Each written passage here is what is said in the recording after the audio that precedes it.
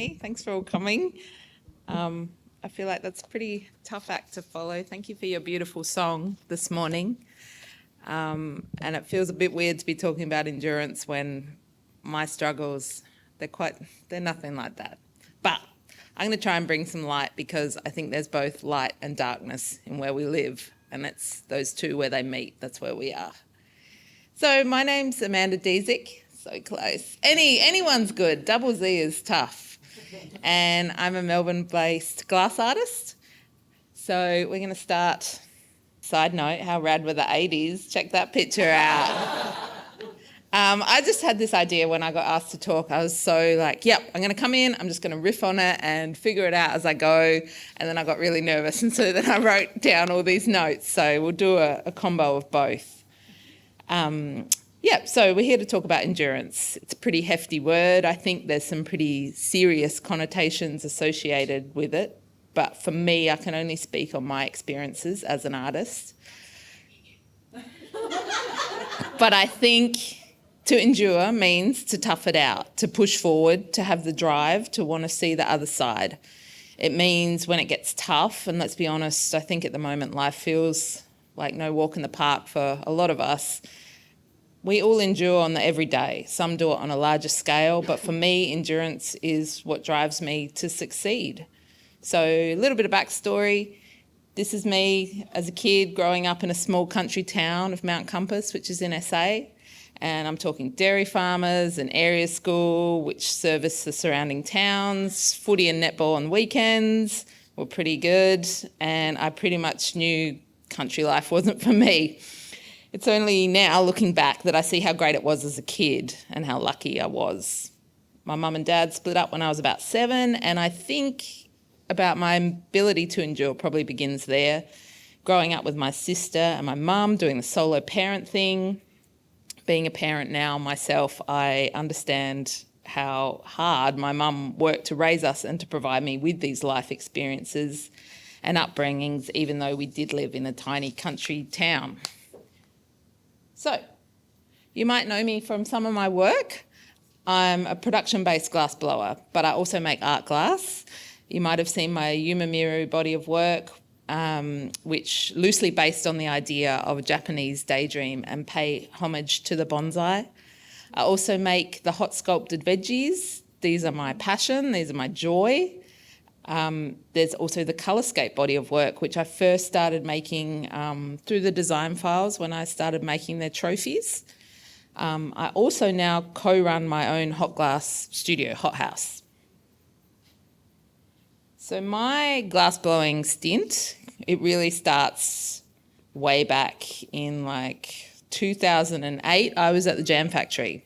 So the Jam Factory houses a whole bunch of different creatives. We've got glass, there's metal, there's wood, and ceramics. And so I did a 2-year program there. And I can honestly say I've never worked harder in my entire life. You want to talk about endurance? Let's talk about the life of a new associate. So you start, if you're switching on all the glories for the day, you'll start around 7. And you sometimes work 7 till 9. Plus weekends. It also means you've got unlimited time on the glass. So if we weren't running production jobs, you could be working on your own. It was incredible. I lived, I breathed that. I slept minimally glass for 2 years. The Jam taught me everything. And I was surrounded by this incredible community of artists at all different stages of their career. And this is where I learnt to blow glass. This is where my work ethic was instilled. It's an induction to glass, to art and to life, but really without even knowing it at the time to be able to endure. Because I think glass blowing is a lot like an endurance race. There's so many times that I feel like I want to give up. It's brutal, it's hot, it's loud, it's fast-paced. There is no rest. I feel like I give up multiple times in my head. So the cycle kind of goes like this when I start. So everything's lit, ready to go. I've got my team. You go, okay, good start, feeling good, got this. 5 pieces later, oh, geez, it's a bit hot now. 10 pieces later, oh God, I'm tired. Can we stop? It's a bit hotter. Thinking about lunchtime. Can I stop yet? Okay, just another 3 pieces. Keep going. I keep looking at the clock. How's that clock not moved yet? It can't be. And question, is that the right time? Is it on? I don't have a clock in my new studio because of that exact thing. And then I'm like, oh God, this is all internal in my head. This isn't like, unless I'm talking to my good friends who's assisting me and probably whinging about it. I'm whinging, she's pulling me through. And I'm just like, I'm cooked, I can't do it, let's just stop, it's too hot. Okay, just one more. All right, that one looks pretty nice. Oh, look at this one. Oh, would you look at that? It's over. We did it, we made it. As Danny would say, the best part of glass blowing is finishing. So that ability to endure, to push forward, to suffer through the heat because I know that it's worth it. I believe in myself. I go through this ridiculously hard process because ultimately I believe in myself and I have the power to pull myself through because I have that positivity. If I was negative, I just don't think it would work. So as part of that support, team is life. As glassblowers, I rely on a heavily skilled team. Usually for production, we work in a team of at least 3 people. Each person has their job, the gaffer, so you can see there me with the glass in my hands at the bench. I've got Mars blowing. I've got Rory helping to shield the heat. So we all work together. Glass blowing solo is not really a thing in Australia, which is good because I think it's a total downer and it makes me feel like a terrible glass blower every time I do it. So not only are they helping to assist with the actual making of the work, but they're lifting me up when I'm tired, like I said. A good team will pull together to push each other through. So if we want to talk about endurance, let's talk about this stage in my career. So we're back in Melbourne now. And this stage where I used to drive, because there's not that many studios in Melbourne, so nothing like the Jam. They're all kind of private studios. So I bought this baby ute and I used to drive solo to Adelaide to access the Jam and my team about once every 6 weeks. I'd blow 5 sessions back to back, then I'd pack the ute and then I'd drive it all back. Thinking back, I know this is so cooked. It's just madness. Like, it's ridiculous. I was so tired by the end of that week. I would be like yelling to myself in the car to keep myself awake because no stops, just drive, get it done. And it just makes me think that youth is invincible and endures without even knowing it. I did that though because there wasn't an alternative and I wanted to, that was my job and that's how I was going to get my money for the month, for the week. During my career as an artist, I've been fortunate to do amazing things. It's taken me incredible places. I've done a 6 weeks residency in Northlands. I did an 8-week research residency in Tokyo, and I've taken classes at Pilchuck Glass School, Penland, Corning Museum of Glass. These are all incredible facilities. Penland is all different, not just glass, so I'd encourage everyone to have a look at their classes. I like to think that it's my hustle that got me all of these opportunities. My whole career, I think, snowballed from one thing to the other quite quickly, but it was also me putting those opportunities in front, like applying for things. That's why I would say apply for everything. You never know. What's the worst that can happen? My motto for years was say yes to everything and you figure it out later. But now I think as I've been doing that a while, I think the power of saying no is very strong. Funding for the arts is scarce. I think we all know that. I feel like there were more opportunities when I was coming up, and now I feel like these opportunities are even more scarce, also highly competitive. So what does that mean? You're going to stop? I don't think so. You just got to look outside the box. You pretty much take no for an answer and then it's over. If this means self-funding, go for it.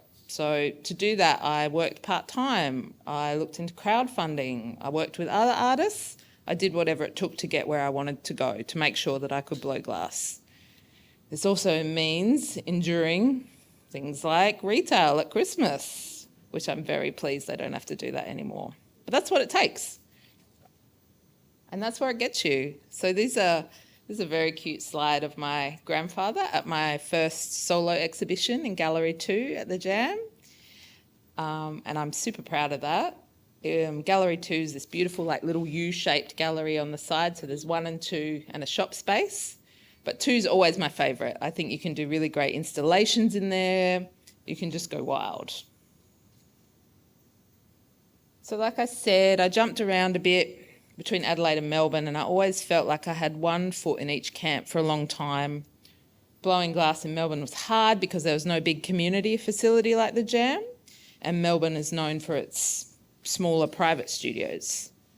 For years, I would drive at least twice a week down to St Kilda from Resi at the crack of dawn to blow glass. Punt Road nearly killed me multiple times. I'd leave home so early to try and beat the traffic, but it didn't matter. And this is where I met Laurel, my now business partner in Hothouse. We worked together for years, travelling to any studio that would have us. We even used to travel all the way to Mordialloc just to blow glass. And being a travelling glass blower is tiring. It's travelling with all your tools. One day I bought the wrong mould. We do mould blowing, and I had to drive all the way back from Mordialloc to Resi and then back just so we could blow glass that day.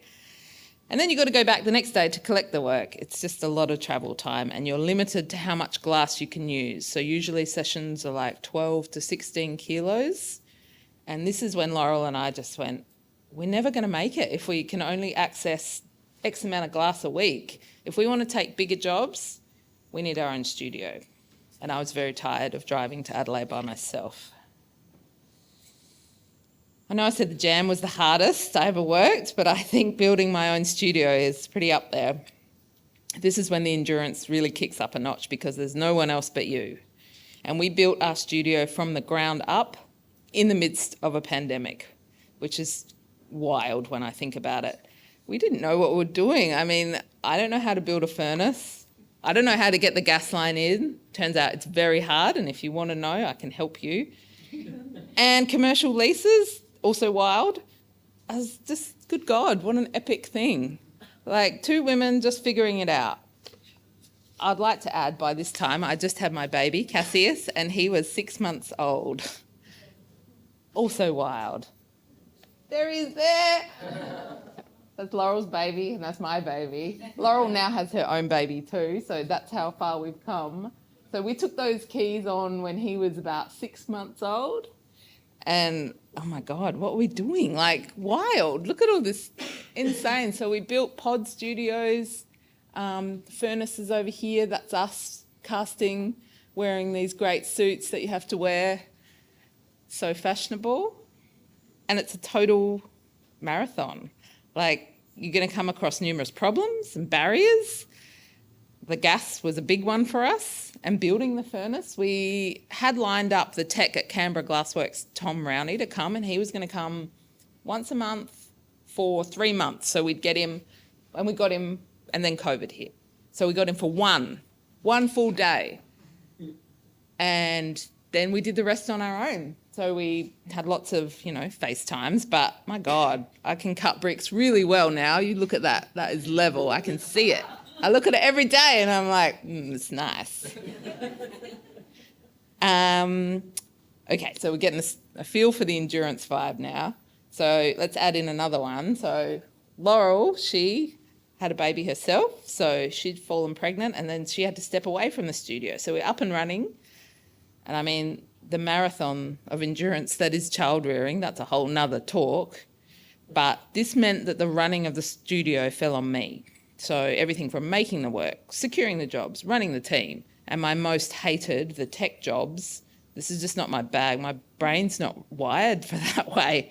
That's really how Laurel and I make a good team. But, so problems happen, right? What you're looking at here, this is a nightmare. So the pot has leaked. And what usually this means, so my assistant had come in the morning and he's called me, he's like, there's glass on the ground. I was like, okay, I'm coming. So usually what we think is pots can crack. Inside a furnace is a crucible that holds the molten glass. And, it's high temps, but they're fragile. They're still ceramic. So anyway, we're like, okay, it's cracked. Okay, so what you got to do is you've got to crank it up and you've got to pull all the glass out. It'll sit all in the base there. Because when you turn that off to get it out, if you've got all molten glass in there, that's just going to freeze and you're going to end up jackhammering a lot out. So you've got to rip it out, which is full on, and it's hot and It's not a nice job. This turns out it was just an overfill, so it didn't crack and we didn't have to rip it out, which I was very happy about, but it's probably one of the most stressful times I've ever experienced, and it just made me go, what am I doing? Like, we cleared it out, everyone had gone home, I was just sitting there, my adrenaline was pumping, and I remember my studio mate who had space out the back, he walked in and he just looked at me and I just burst into tears. I was just like, he's like, what's happened? I was like, I can't do it. Like, I just felt it was all on my shoulders. But you know what? We had a hug, we talked it out. I went home, I actually had some sleep, and I came back in the morning and I tidied up, I fixed it up, and we got on with it. So I think, you know, troubleshooting is just code for endurance. This is one of my other problems, which went on for months. Again, no gas knowledge, no tech knowledge. What you're looking at there is the burners in our reheating chamber. And every time I lit it, it would stay lit for a lit, and then you'd get this sonic boom. And now I still jump, like it does it a little bit, and I still don't know why. But anyway, we went through a million things, and figuring out the burner troubles was just another roadblock that I had to endure. And by now you're like, this is mental, right? Why would anyone go through this? Because it's my dream material, because I believe in myself and I want to live my dream. After working in so many less than ideal studios, dark, cramped, bad equipment, I knew exactly what I wanted in a studio, and I knew the dream I wanted to live. So everything I've endured so far along my creative path has brought me here today, to this point. And while the hurdles are extensive and the problems to solve every day, and let's be brutally honest, there are going to be more hurdles, this year the studio has probably been the hardest to run because of what's happening. And I think that says a lot, because we started in a pandemic. You'd think it'd be on the up, but it's hard. Like, life is hard. We know that. It seems dark, it seems sad, but can only push forward, because what's the alternative? And I hope that I can help others in their creative journey from what I've endured in mine. And ultimately, I think it's worth it.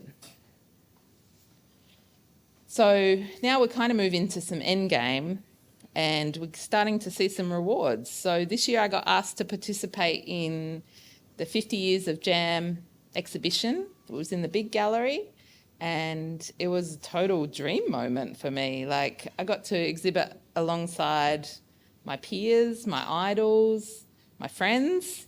The theme was gold, as it was 50 years, so I worked on these roses, and I just loved it. It was amazing. I feel like now, after going through a pretty hard dive in the production, they're finally getting the opportunity to dive back into my true love, which is hot sculpting. Both Laurel and I seem to be moving in that direction, where we're both getting some time to make the art. I hardly made any art in my old space. I was so focused on production. I think I omitted, like, we also moved the studio this year too. So we spent 3 years setting up in the other place. And then at the end of last year, 2 days out from Christmas, our real estate told us we had to move. And then they just like later dazed it and wouldn't answer our calls for probably 3 weeks. I reckon we stressed. So moving a studio is that's another thing. But anyway, we're in our new space and it's awesome. I love where we are. We're still driving production, but we also realise there's no point in only running a creative practice as a business if you don't get the chance to create. It just won't work. You're going to burn out. And I think that's where I was close. I was really stressed. I was unhappy. And I felt like a glass-blowing robot. I made so many units over the last 2 years. It's intense. Your body gets sore. It's a physical activity. I was tired, but really it was my mind that was getting sad because I wasn't allowing myself that time to refill. I'd just been on this giant endurance marathon and there wasn't any joy. So now I schedule in time for art. And even though the world feels weird at the moment, I ultimately feel really proud of where I am and what I'm doing. These are some of my newest works that I've been experimenting with. I've gone on a real deep dive into the world of fungi, which is pretty incredible. And I also think it's kind of a bit of a metaphor of what's going to save us. Anyway, I make these hot sculpted things and they're my total joy. They're really intense. I make them over a couple of hours and I love it. They're just going, I'm hoping to enter them in some prizes this year, and I think that's the trajectory for the studio. So to end, you just got to risk it for the biscuit. The reward is great. You dangle that carrot, you go for it. And I think in the end, you endure to prevail. That's all there is to it. Why else would you do it? You want to see the end result. So thanks.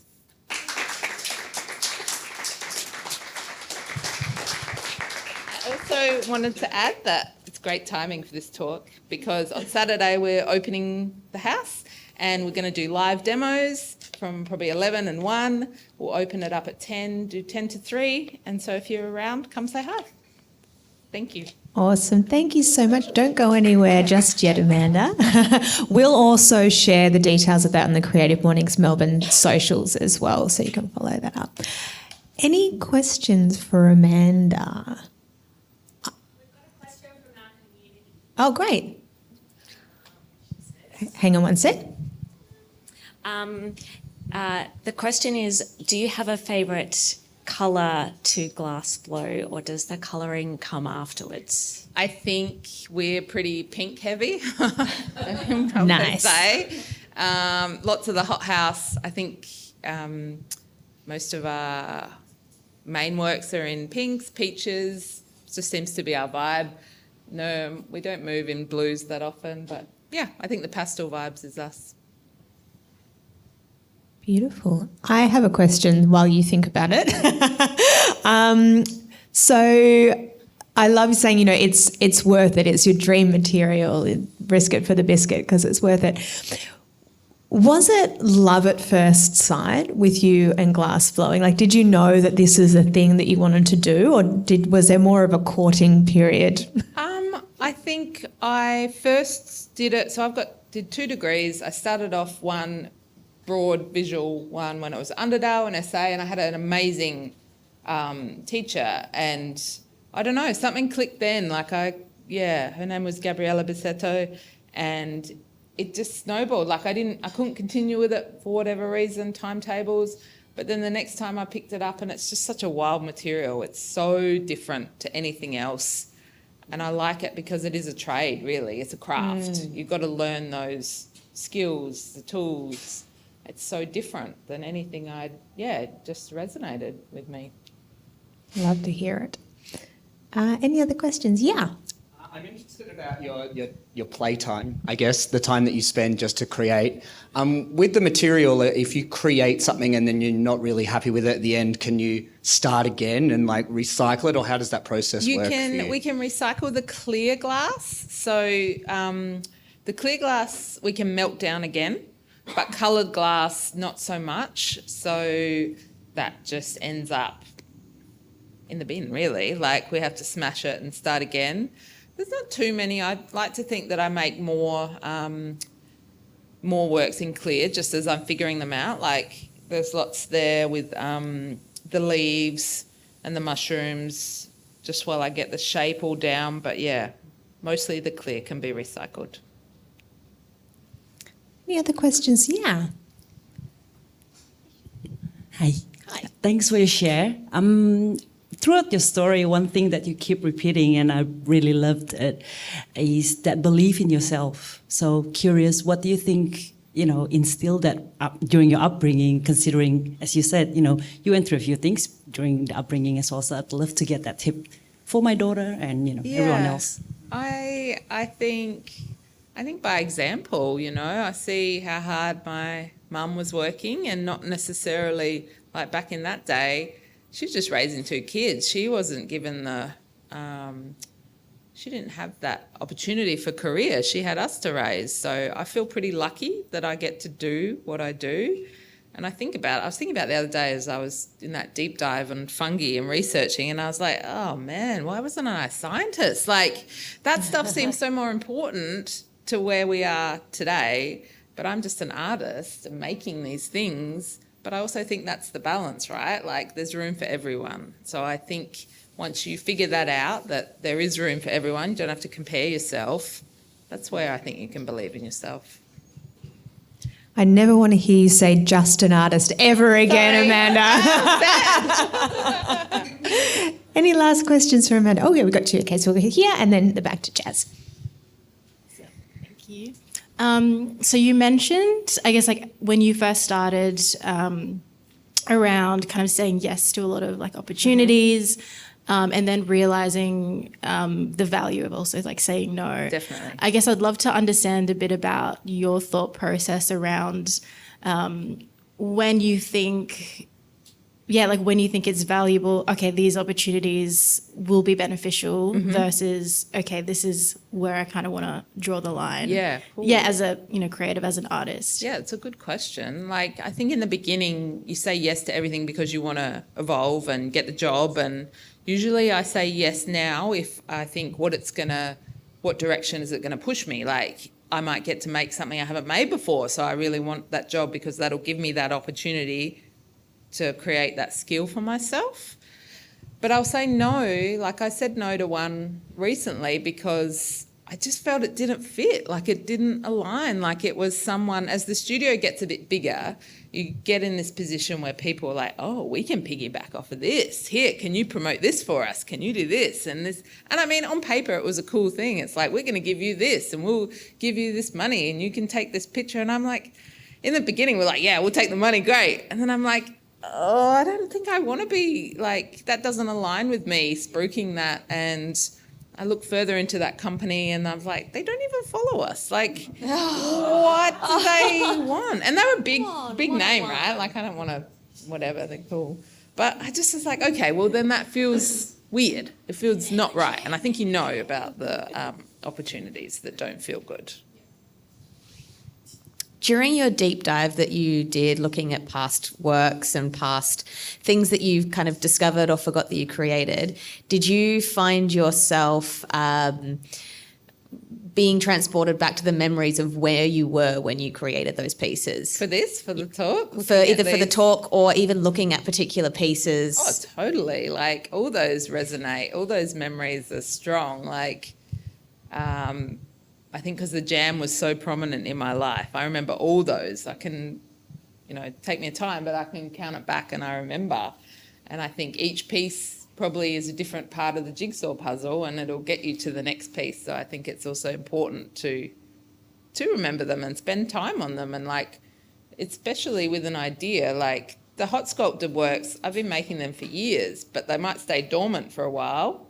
But then when they're given that opportunity, that muscle memory comes flooding back. We've probably got time for one more question if anyone's got one more question for Amanda.